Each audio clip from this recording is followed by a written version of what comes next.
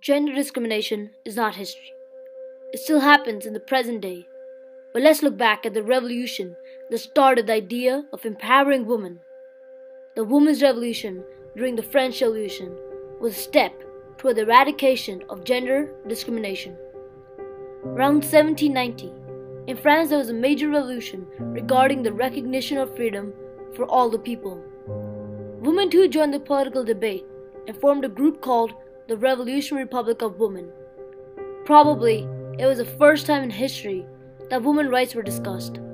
Until that moment, women were considered secondary signifying that the women were considered as properties of the husband, father, or society in general.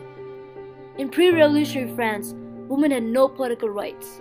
They couldn't sit on a jury, couldn't vote, own property, initiate a lawsuit, or even make a will. They were considered as passive citizens whose job was to sit at home and let the men take their choices in life. One of the important prejudices faced by women was that they were defined by their sex, and due to this prejudice, a conclusion was drawn that they were weaker than men.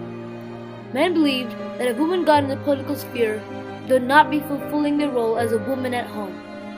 Women attempted to put across their viewpoint regarding equal rights for women. These rights included right to education, the right to hold public office, and be treated equal to men. Individuals such as Marquis de Condorcet, a journalist, assisted in the implementation on women's rights. Condorcet taught that biological and educational differences did not make a woman weaker than a man. He propounded that women should be granted citizenship, but his voice was unfortunately not persuasive. 1792 saw Jacobins come in power, who had radical ideas about women in society. They believed that women's responsibilities were towards their home and had no significance outside the house. Another key player was Miss Etapam de Elders, a member of Cercle Social and the Confederation of the Friends of Truth. She explained that women could only be happy about the Constitution if women are included in it. Olympie de Gouges was probably the most famous and important player in this revolution for women's rights. She was a writer who assisted the revolution through the use of pamphlets. The most famous pamphlet was the Declaration of the Rights of Women. She used this pamphlet to recreate Articles 1 through 17 of the Declaration of the Natural Rights and bring in the equal rights for women.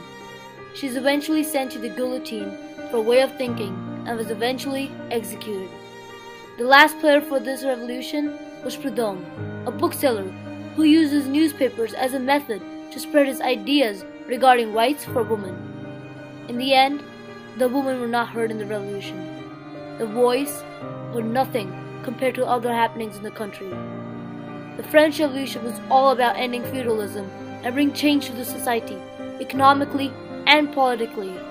The women did not achieve their goals and rights, but they did achieve success by planting the idea of women's rights in people's minds.